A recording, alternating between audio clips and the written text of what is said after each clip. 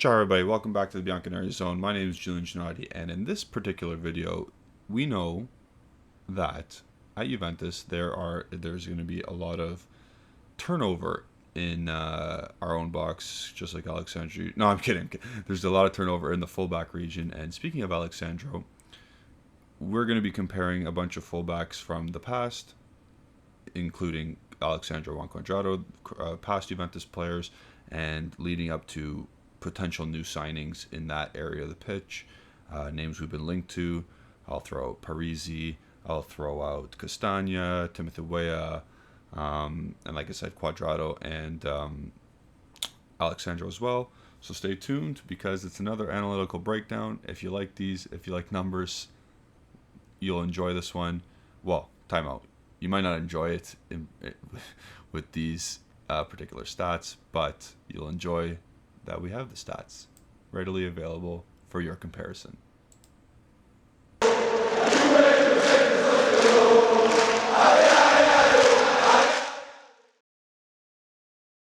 Like I just briefed, these stats, again, you think new blood is always good blood or better blood than what you've had before.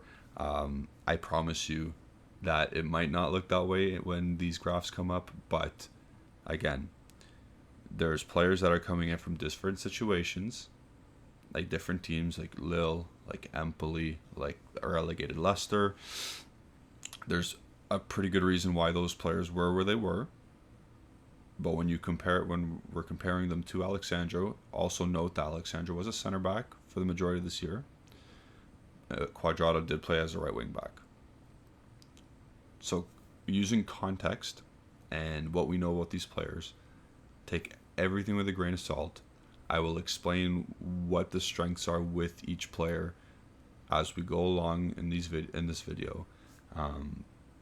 But the numbers do not look good from the outset.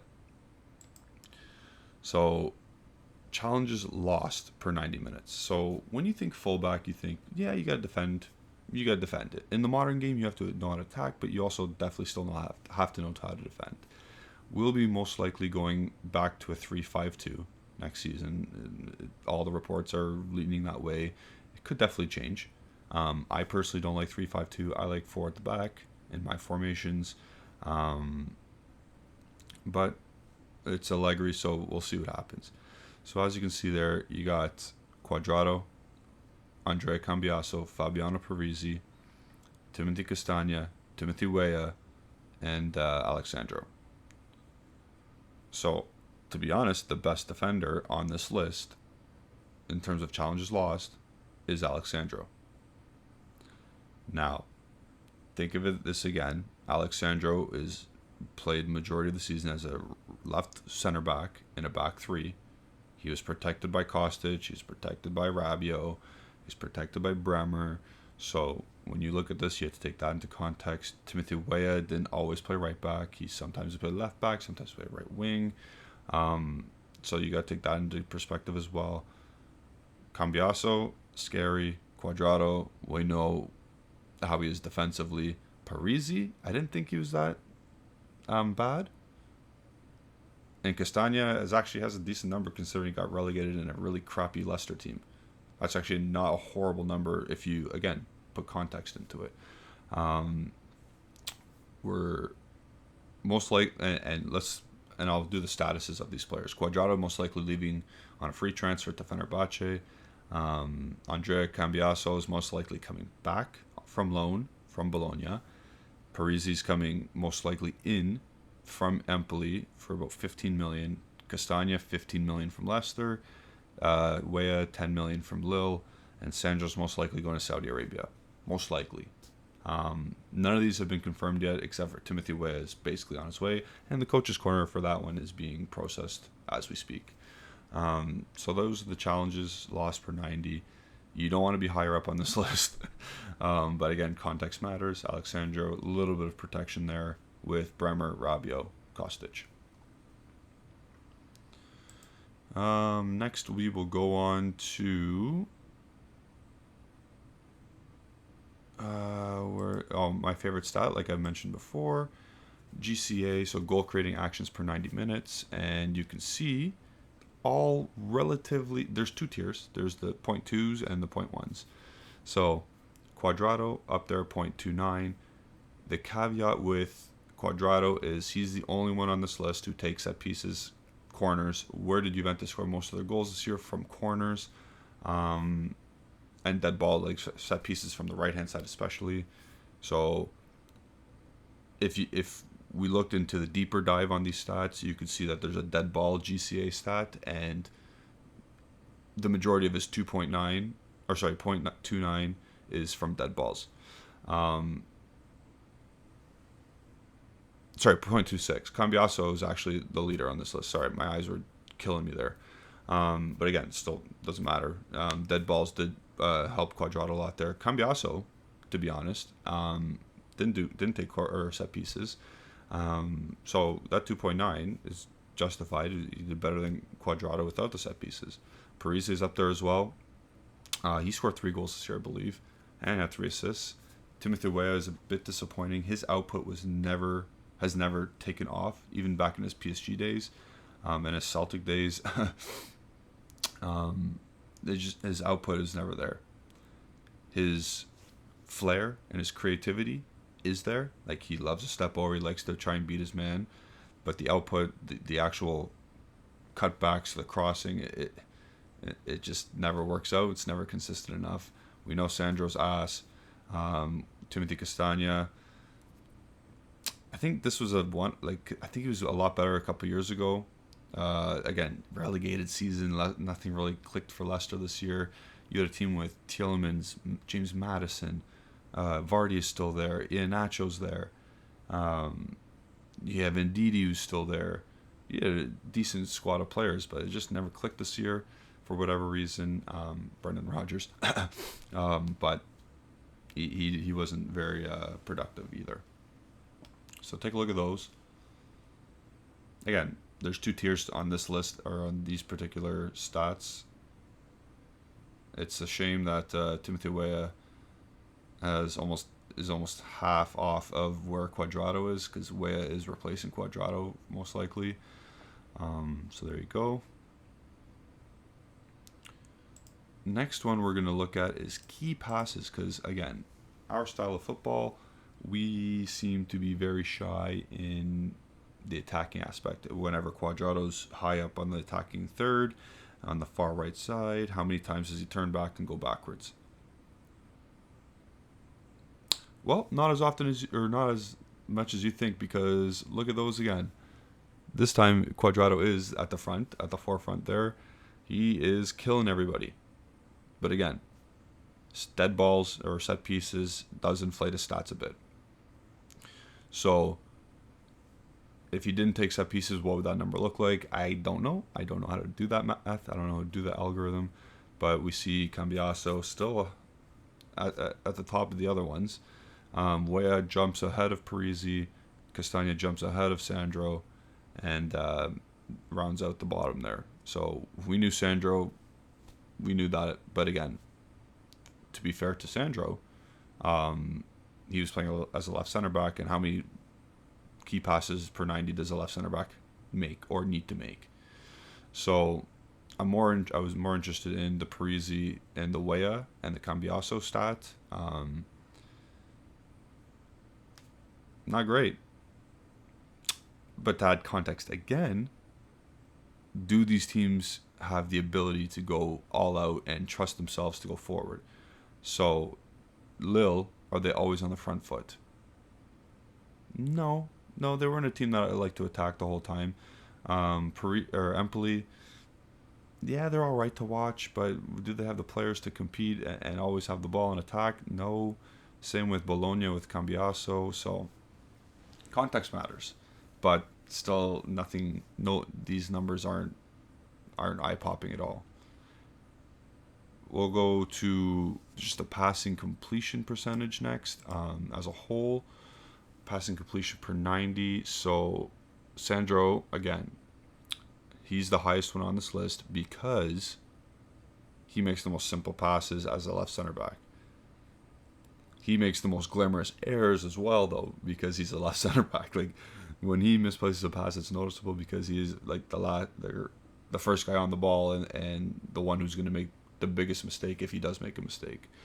Cuadrado, we know, is an error-prone player in terms of passing, especially in midfield. But again, look at the rest. It's not good.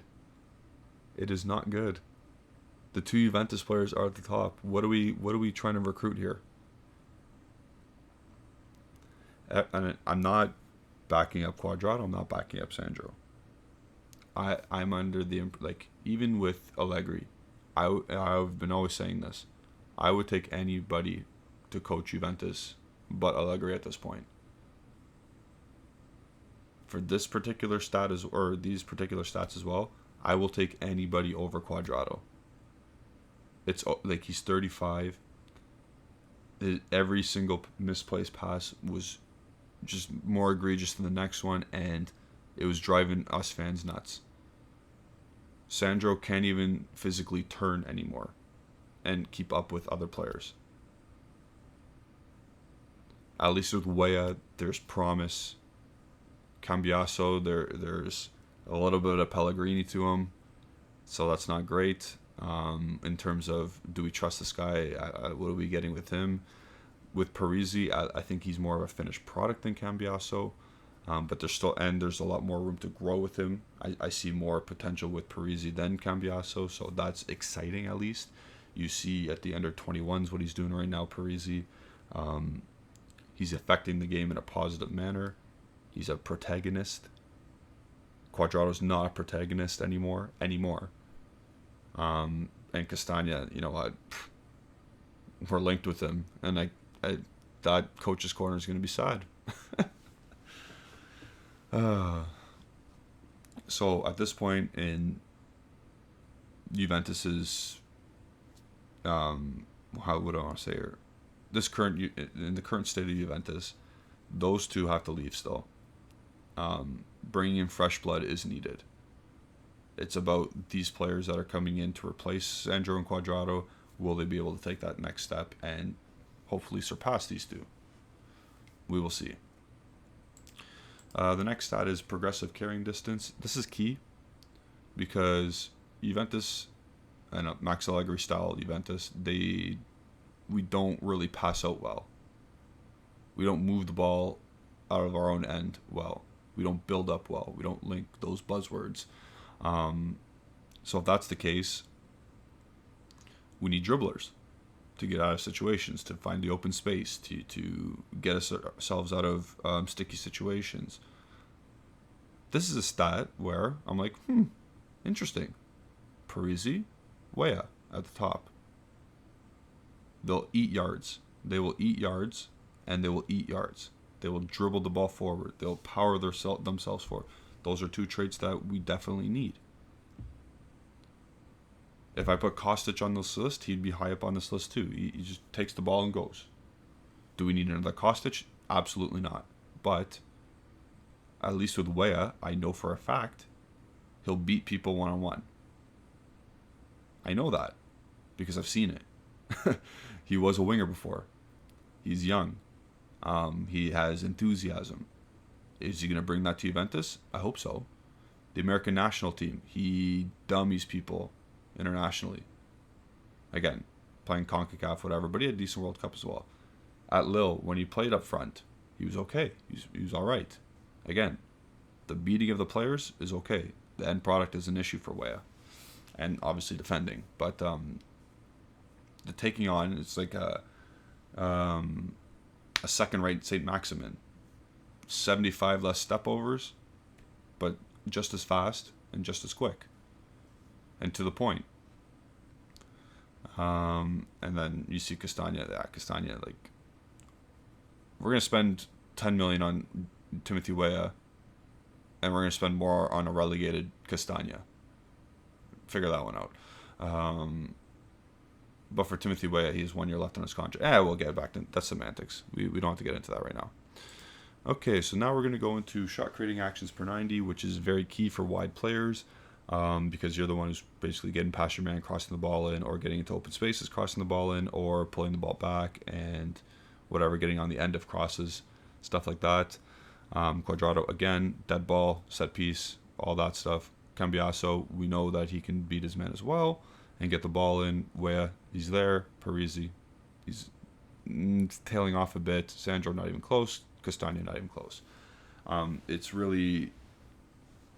either Castagne had a terrible season, which I think he did, and we're gonna base it off of him playing for a relegated team, and we'll blame it on that, or he's just not even. Why are we getting him? Like Timothy Castagne. To be honest, the names we were linked with before, like Holm and Mazzocchi, Castagne is better than those two, so that's the only saving grace at this point. I think I just did that one. Yeah, I just did that one. So our last one here, I believe, is going to be take-ons. Successful take-ons percentage per 90 minutes. So I can't believe Sandro is there. Again, how many did he do? That's because this is a percentage stat. So if he did like 6, or this is going to be like 65 out of 100 times, that's what it is. But like, Weah took way more men on than Sandro. Same with Cambiasso, same with Parisi, same with Quadrado, yada, yada, yada. And again, look who's at the bottom of the list, Castagne. This is pretty much a shit on Castagne breakdown of fullbacks, of potential fullbacks that we're getting. But this is also to hype up Timothy Weah a bit, because for 10 million euros, it is a good deal. And again, the Coach's Corner will be coming for Timothy Weah very soon on the channel. But I would just exclude the Sandro portion of this, because again, he did way less take-ons than the 5 other players. But you can see that Timothy Weah does beat his man. Kostic had a rate about 45%. And in this graphic, in this past 30 or 365 days, Timothy Weah beat more people than Quadrado did. A little bit of a yikes for me is Cambiasso and Parisi. Because we need someone on the left side who can do what Weah and Quadrado could do, is beat their man at a more than 50% rate, because we know, like I just said, Kostic was under that. But again, what kind of budget are we working with? We're not going to get Alphonso Davies. We're not going to get I don't know who are even good fullbacks nowadays. First one I go to is Davies because he's Canadian. Like back in the day, Marcelo, back in the like Carvajal used to beat his man a lot. I wouldn't even say Alexander Arnold didn't, because he never went forward, or he didn't go forward. He didn't have to, because he just played, or he overlapped Mo Salah. That's besides the point. I digress. The crop of fullbacks that we are getting, like I assume it's going to be next season, it's going to be Cambiasso, Parisi, Weah, and Castagne.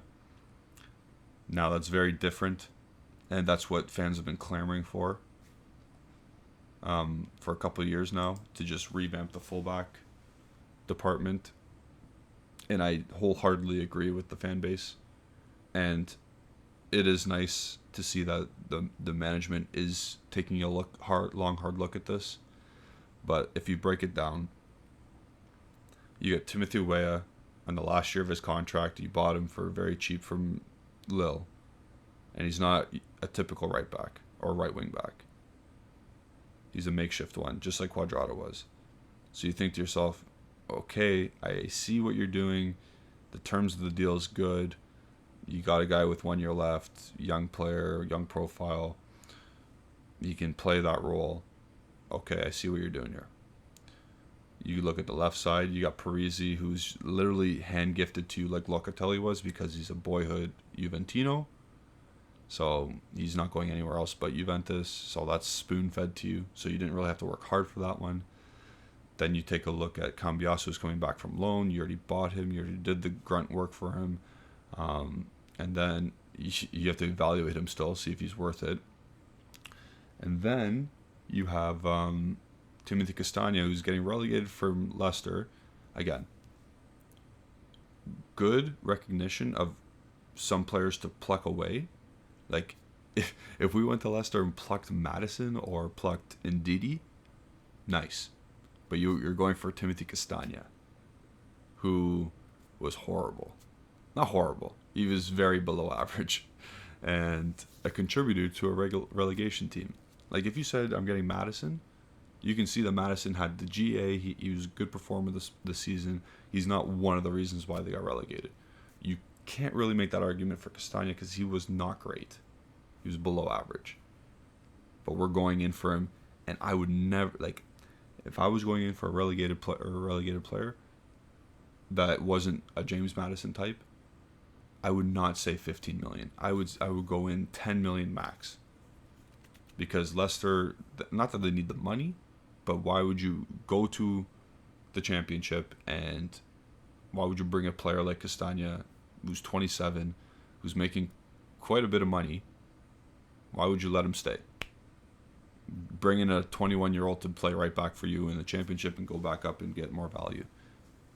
So I would lowball Leicester if you're trying to get Castagne. But again, so if we do math, it's going to be about 40 million euros spent on the fullback position to revamp it. And do you get better? Marginally, I'd say, in terms of analytically driven stats. On the pitch, it might be something completely different. They might be way better with better players around them.